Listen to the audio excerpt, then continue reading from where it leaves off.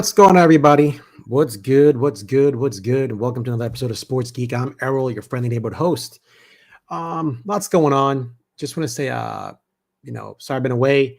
Uh, Merry belated Christmas to each and every one of you. To you and your families, Happy Kwanzaa, Happy Hanukkah, whatever holiday you celebrate. Just many blessings to you and your family. And that's the most important time to spend time with your family, right? I've been nursing a couple of sick kids, so it is what it is. Lots going on with the Yankees. This show is going to just be about discussions about where I feel they're headed and whether that's good or bad, and what other improvements can we expect from the Yankees if there are any. So without further ado, basic topic today is, are the New York Yankees a World Series contender for 2025? In my opinion, I'd say, yeah, they are. Yeah, they are. They're definitely a contender. Let me explain why.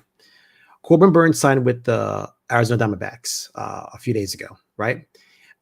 So he's out of the American League. Teoscar Hernandez re-signed with the Dodgers, meaning he's not going to Boston, obviously. Gleyber Torres is signed with the Detroit Tigers for a one-year deal, I think $12 million or something like that. So he's no longer going to return as a Yankee.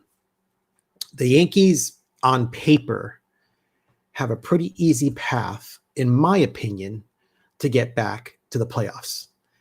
Burns is out of the American League, as I just stated. With the moves that they've made, have they replaced Soto? No. Have they done their best to put a good defensive team on the field? So far, yes. I wish there was a little bit more flexibility in the roster, but the starting rotation is, really looking good, shaping up well, which is why I'm hoping, there's that word again, if you watch my prior shows from months out, wow, it's been a year since I've been on YouTube. That's crazy. So anyway, but thank you guys for joining, subscribing, and watching. Yeah, I can't believe it's been a year.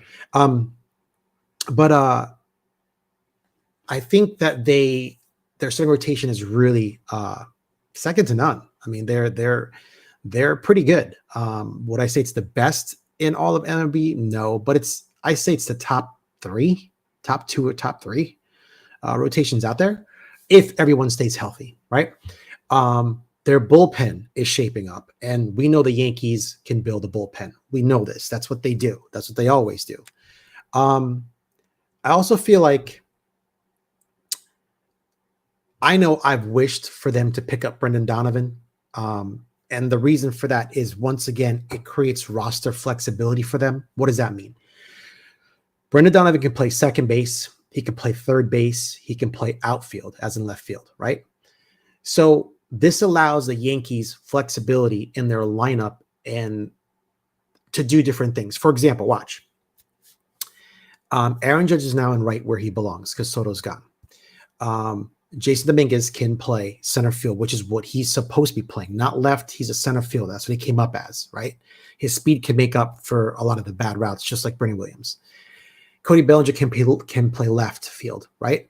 Now, if Paul Goldschmidt starts to slump for whatever reason, and I doubt that he will, I think he's going to have a comeback here. I think he's going to be re-energized. I think there's going to be some positive performance for Paul Goldschmidt in this one-year deal. But say things happen, because baseball, the beauty of baseball is it's like life, right? You can wake up today and you're perfectly fine and normal, and you can not wake up tomorrow. That's life. Your friends be like, man, he was healthy as a horse. What happened? I don't know. He just didn't wake up today. That's baseball. On paper, everything looks good, but people have to play the game. Players have to play the game. So that's the beauty of baseball, which makes it so highly unpredictable. But let's say Paul Goldschmidt has a bad season for whatever reason. I'm hoping he does not. There's that word again.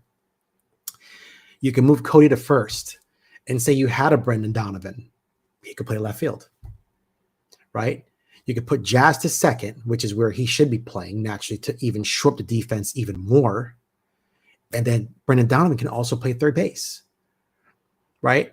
I think the Yankees taking the option of leaving it to DJ LeMahieu and Oswaldo Cabrera to compete in spring training for that third base position, I think is really a bad take. I mean, why would you go and get all these players to try to put a contender together for 2025 and leave such an important position to DJ LeMahieu or Oswaldo Cabrera? Nothing against those two. Oswaldo is a utility player. He should be. He can be played at second base, third base, outfield. That's his strong suit. Unfortunately, that's the role that he's kind of dug himself into. The Yankees don't really have a full-time position for him, but he performs well. He's a good player in those positions. DJ LeMahieu, I'm thinking, listen, guys, DJ LeMahieu is ready to come back at the end of the season. Remember, he was injured and he was out for a while. And he sat, but towards the middle to end of the playoffs before the World Series, he was able to come back. I'm pretty sure the Yankees said, listen, bro, we like you. We respect you. Why don't you sit out for the rest of the season? Let's just heal up. We'll give you a shot next year, and we can win the fans over. You can show them that you still got something in the gas tank. I don't know if that conversation went down like that. I'm just hypothetically speaking. I could see the Yankees saying something like that to him. I know Cashman likes DJ LeMahieu. I could see something of that sort going down. And now they feel kind of obligated to him because they said, sit down for the rest of the year. We know you can come back and play, and it wouldn't put, I couldn't look past the fact that the Yankees would do something like that. Why? Because they've played players who should not be playing. We all knew they are. I'm not going to say their names. We saw the shit show from last year. A la he's now on the Mets. Not Soto, the other guy who's now a starter for the Mets. Played him too long as closer. Played certain people in the outfield too long when they were the worst performing left fielder in the game. Why? You had options. You have options in your minors. Use them. Bring anybody up. Try something up, but they don't, because I think maybe with Brian Cashman, he has to look and say to himself, how to explain to Hal what's going on here. We have a player that I'm paying $15 million a year, and he's not performing well. So we're going to sit him on the bench. Guys, think about this. Think if you're a manager of a corporation, right? Of a company. You're just a manager. Your job is to hire the correct people for that position. And you go through interviews, multiple interviews, and you say, that's the person I want. That's he or she, that's who I want. And you get them. And maybe they perform the first couple of years in their new employment, right? And they're doing great. And all of a sudden, the production or the productivity drops off, or the efficiency drops off, whatever it is. Or they just stop coming to work, whatever it is. And your boss is saying, what's going on with this guy or this girl? Like, they used to be awesome. What's happening? What's going on? You're going to look at your manager and go, yeah, I'm trying to sort that out myself too. They were great, but now they're just MIA. Now, with corporations, it's a little bit different. They can let somebody go, lay them off. Maybe there's a severance salary for maybe a week, 2 weeks, a month, 2 months, 6 months, possibly even a year. And so that person gets $25,000, $5,000, $50,000, whatever that is, and they leave, and the company's done with them. They don't owe them for 3 or 4 years on a contract. It's just a set time. And a multi-billion-dollar corporation, even a multi-million-dollar corporation, can absorb 40, 50, 60, even $100,000. But then you look at the Yankees, they're a multi-billion-dollar entity. Now you got to tell your boss, the owner, yeah, we need to eat $30 million because DJ LeMahieu is not performing. It's not $60,000. And yes, it's still a drop in the well for a multi-billion-dollar corporation, but you're on the hook for 2 years of paying this guy. Right? So I'm not sure if Brian has a difficult time with that, talking to Hal, like what's best for the team. Yeah, we know it sucks. Hey, I made a bad move, Hal. I apologize. Let me fix this. But we got to cut him, or we have to trade him. Let's eat some money so maybe you don't lose all your money. Let's eat, $5 million of his contract each year. That's $10 million. Some other team will pick him up for 10 and 10. It's 20. Some team who needs a veteran leader on a team that can help with their young, prospects and things like that, and younger guys in their lineup, and see if we can move them. That would be the discussion I'd be having if I could trade someone. I just don't understand why they're not trying to trade him. I don't get it. They're on a youth movement. Let's move. Let's move to youth, right? So I can see the Yankees actually sticking to this narrative of just, yeah, DJ LeMahieu or Oswaldo Cabrera is the answer.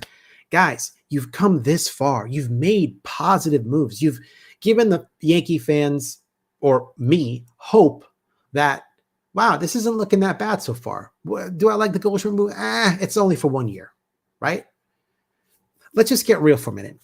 If you guys think they can get both Vladimir Guerrero Jr. and Kyle Tucker next year, it's impossible. It's going to be like an $80 million added salary, a year. That's not happening. I don't see it. No way. They'll probably get one of the two. Not to mention that they're now competing with Steve Cohen and the Dodgers. And whatever small team who has a small payroll goes, hey, we can probably pick up Kyle Tucker, even pay him $50 million a year, and we're still under $100 million a year, right? There's those sleeper teams that you don't even think out of the blue. If these guys want the most money, that's where they're going to go, right? So you just can't say, yeah, we're going after that guy next year. You don't know if you're going to get that guy. It's a different landscape. Steve Cohen has a boatload of money. The Dodgers are owned by the Guggenheim Company. They have I think they put like $8 billion aside to run the Dodgers. Like, the Dodgers have money. It's not like the George Steinbrenner era that you guys keep saying, oh, well, George, those days are gone. And the Yankees are not the Guggenheim Company. They're not Steve Cohen's hedge fund. They're just the Yankees, right? It's a different landscape on how this game is played. That's why those teams are putting their money where their mouth is. They're building top tier teams. So I'm thinking that if they just stay the status quo and say it's DJ LeMahieu and Oswaldo Cabrera, that's not going to work. Could they do something at the trade deadline? Yes, they could. But I think they should go into spring training with a new third baseman or a new second baseman, and maybe you keep Jazz at third. I'd rather have Jazz at second. I know he's got a cannon on him, but I just rather have him at second. He's great. If this is about run prevention and defense, put him back at second. This ain't the time to teach this guy third base. I know he's athletic. He performed well there last year for his first time playing it. He needs reps there. I get that. But Jesus, Garrett Cole and Aaron Judge are getting older. You're wasting time playing these games. Stop playing players out of their positions. Get the people that can play those positions, and then you don't have to worry about defense. So anyway, my opinion, right? Now, do the Yankees actually have a chance at getting Roki Sasaki? There's a chance. It's a slim chance. It's funny, like, I feel like something's telling me that they're going to get him. I think I'm just being naive because I want them to get him. And I don't want them to get him because of skills. Like, here's a guy that can hit triple digits. Here's a guy that's had a low 2 ERA in the past 4 seasons over in the Japanese league. Here's a guy that's got a devastating split finger fastball. I mean, just out of control.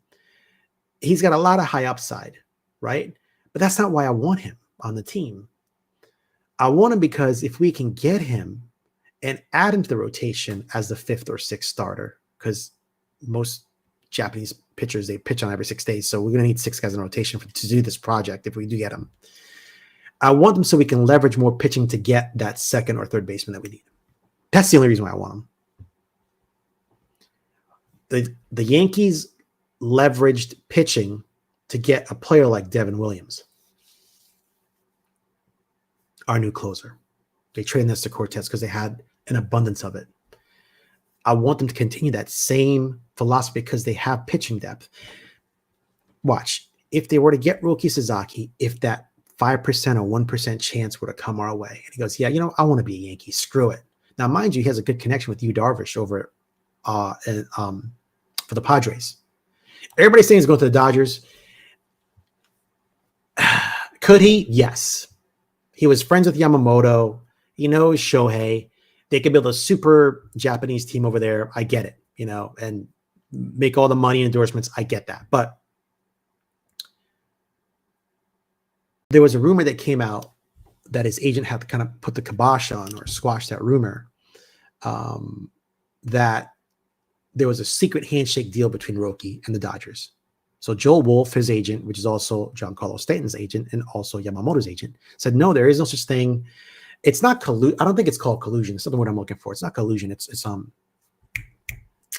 damn it, the word escapes me. But that's something that Major League Baseball, I feel, should investigate. If there's shenanigans going on, investigate the shenanigans, right? This just seems something kind of weird here where all these players going to the Dodgers. Must be nice. Must be nice. Must be cool, right? So there's some shenanigans going on. Can that be investigated? Possibly. So to me, if I were his agent, to kind of not get myself, I wouldn't say in trouble, but to deal with some pressure from MLB or whatever investigation that could be going on. Like, listen, man, you probably don't want to play for the Dodgers. Let's get you to San Diego or another team. And in 6 years, when you're a free agent, have your pick. You're only, 23? In 6 years, you're 29. You're below 30. Someone's going to give you a boatload of money. You still got, if you want to go play with the Dodgers, then so be it. But to me, that's why I feel like if I were his agent, I'm like, you know what? This came out. Now it's a rumor. If you sign with the Dodgers, we're going to have to answer MLB. If they run investigations, because they haven't, I mean, it seems like the Dodgers can defer all the money in the world and just do whatever they want to do over there. So Shohei can gamble, no investigation. Hey, look, have at it, right? They've got the golden ticket. They've got the golden goose over there to do whatever they want to do. They run the show, right? So that's why I feel maybe he won't go, but other content creators have him that he's going to the Dodgers. I can picture him with the Padres or another team. And I'm hoping he'll say, you know what? The Yankees are a traditional team. They went to the World Series last year. Why not? I don't want to be the ace right now. I can come up with, in the, maybe their fifth or sixth starter, whatever, ease into it. And then once I'm ready to shine, hey, maybe number 2, number 3, or number 3, right? I'm not sure that would happen in season because pitchers are a creature of habit.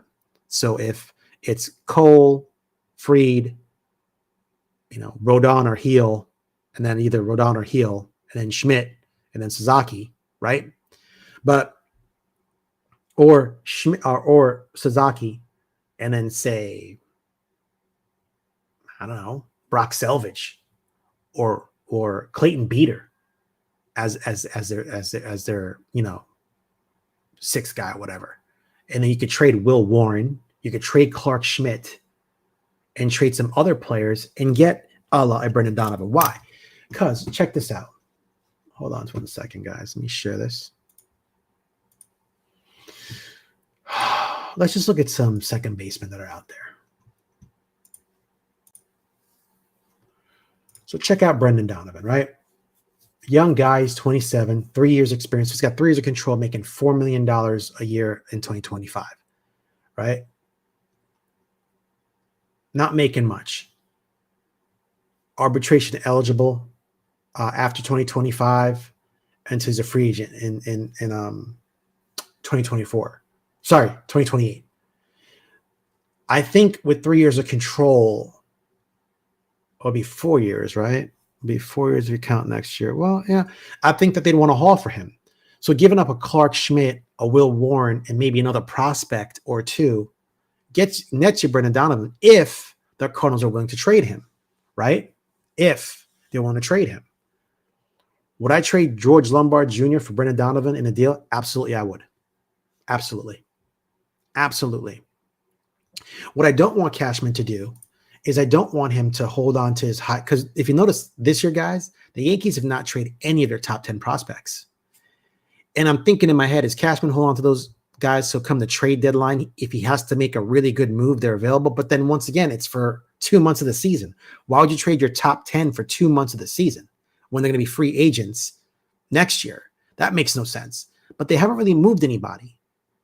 But if they could put like one of their top 10s and maybe 2 of their top 11 through 20s in a package and then trade Stroman back for some relievers, even eat $2 million of his salary, $1 million this year and $1 million next year for his other contract in case it goes over 140 picks up on a different team, just to get him off the books. Hey, it works. It works. If you look at Brendan Donovan's stats, can you guys see this on the screen? Yep. Brendan Donovan's stats: 278 hitter, 342 OBP, 417 slug, 759 OPS. 2.48 WAR player. The guy hits. He gets on base. This is your leadoff hitter you're looking for, and he's left-handed. And he's got a little bit of pop in his bat, right? Which might even play up in Yankee Stadium, right? That's not a bad deal. Let's look at some other players, right? Let's look at Ozzie Albies.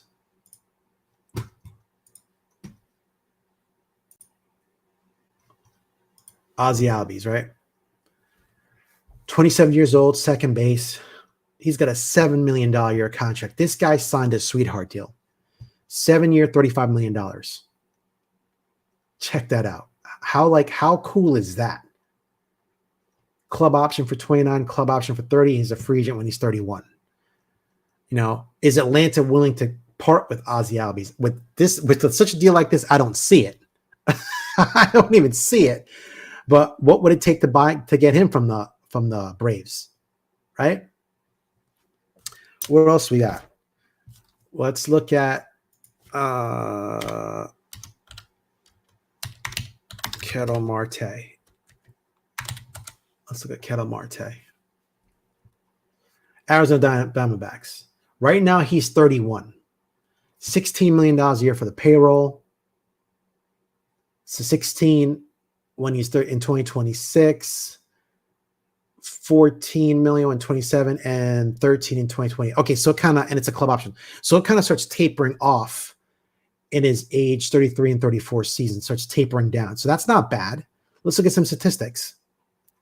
Make sure you guys can see this. Yep, you guys can.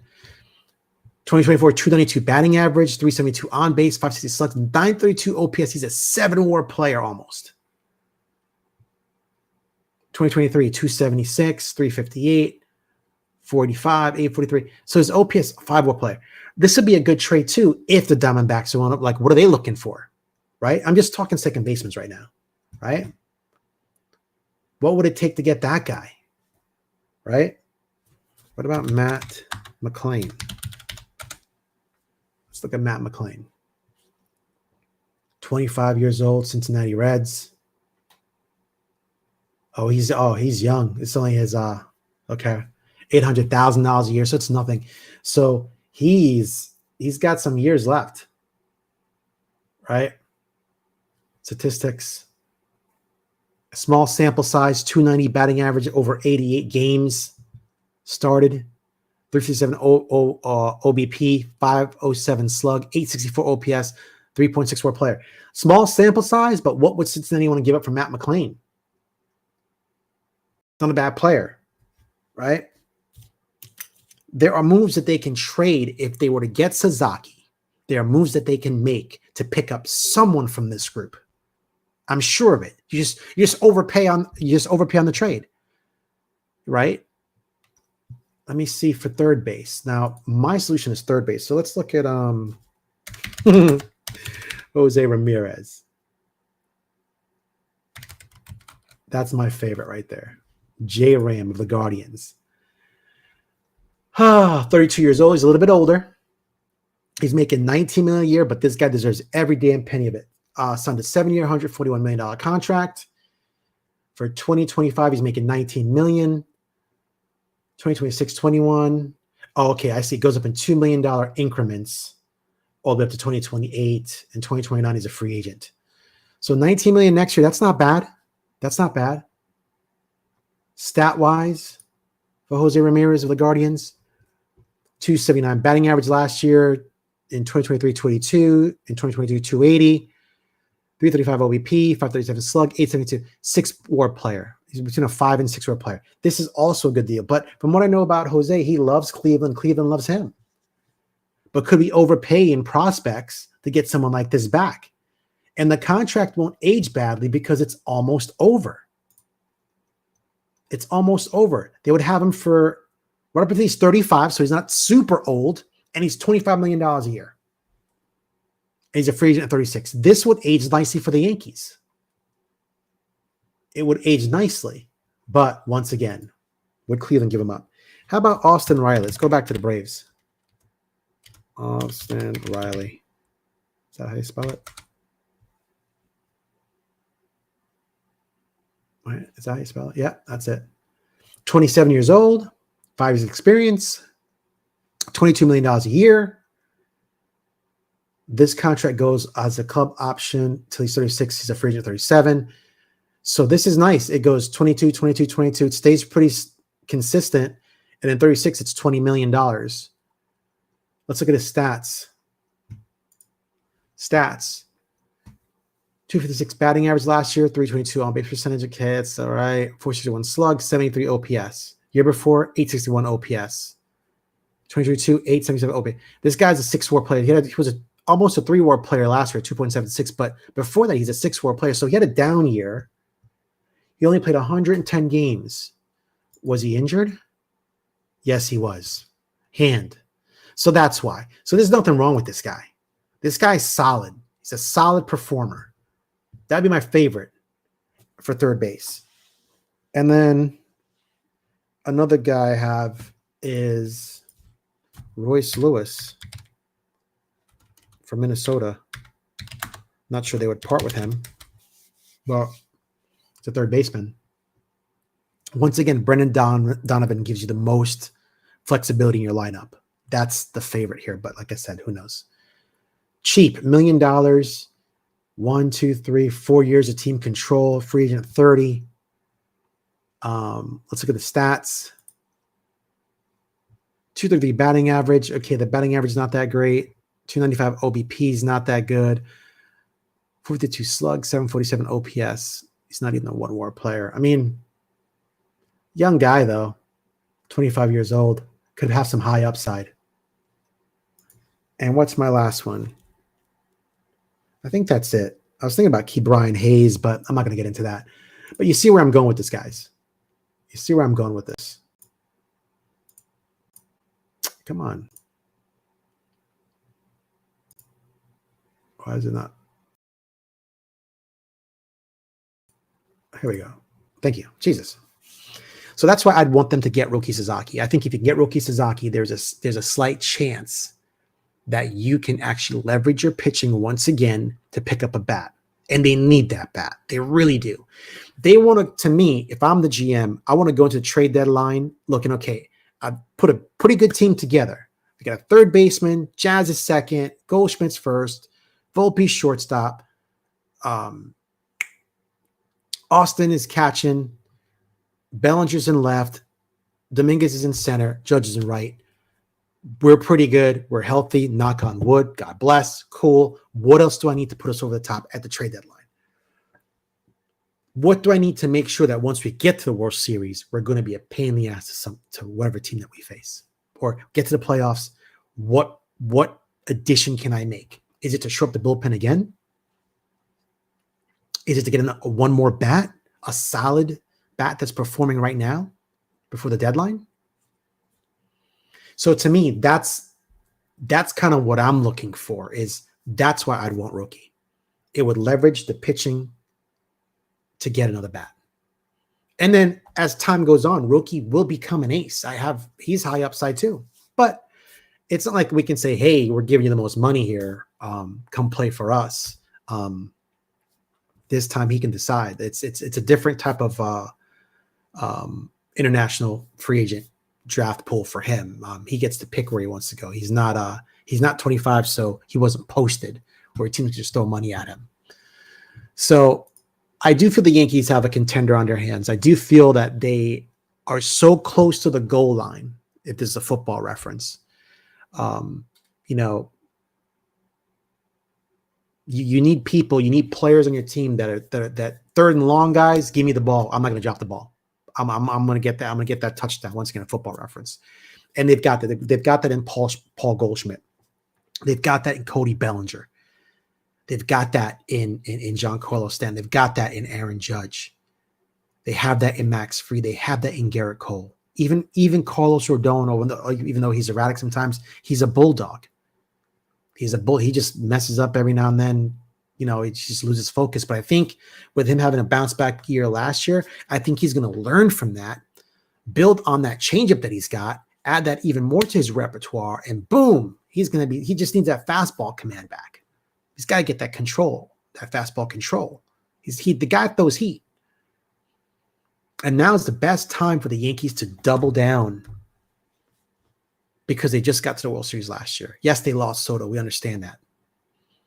And then you know what? Come the offseason in 2025, if there's a possibility to pick up Kyle Tucker or a Vlad Guerrero and solidify that lineup again, so be it. So be it. 1 out of 2 in bad.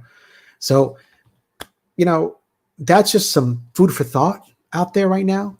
I'm not going to mock their moves. They've done pretty well with what's out there. I feel that they're just so close to just getting one more bat to really make this an all-out better team, more balanced team with defense this time. But like I said, leaving up to LeMahieu and Cabrera, I think it's a bad move. I think it's a horrible move, but we'll see what they do. Only time will tell. And maybe they go with them. Maybe the start of spring training. Maybe that's the deal. And they'll make a move come the trade deadline if those two aren't performing. But I would leave it up to chance like that. I mean, that's just crazy. That's batshit crazy to me. Yeah. So anyway, that's all I've got for you. Like I said, Merry belated Christmas. Have a happy and safe New Year. Happy, joy to each and every one of you guys out there. Enjoy the time with your families. Once again, thank you for watching, subscribing. Remember to like, share, subscribe, and comment. I'm Errol Sports Geek. Like I said, I'll see you if anything else happens, but I'm glad Burns is out of the American League. Go Diamondbacks. That was a shocker. I didn't see that coming, but I think he has a home in Arizona, so it kind of works out, or in California, or something like that. So, he wanted to be close to the West Coast. What's funny? This also allows Arizona to get rid of Jordan Montgomery because there's some kind of heated non-unity going on there over on that side between Jordan and the owner. So I'm hoping the Yankees don't pick him up. That's not what we're looking for, but that now kind of kills a trade candidate out because I was hoping we could trade some prospects and possibly Stroman for say, Kettle Marte. But wishful thinking once again, right? Anyway, guys, remember to like, share, subscribe, and comment. I appreciate you watching. You guys have a great day. Enjoy the new year. Be safe out there. And I'll see you guys soon. Peace.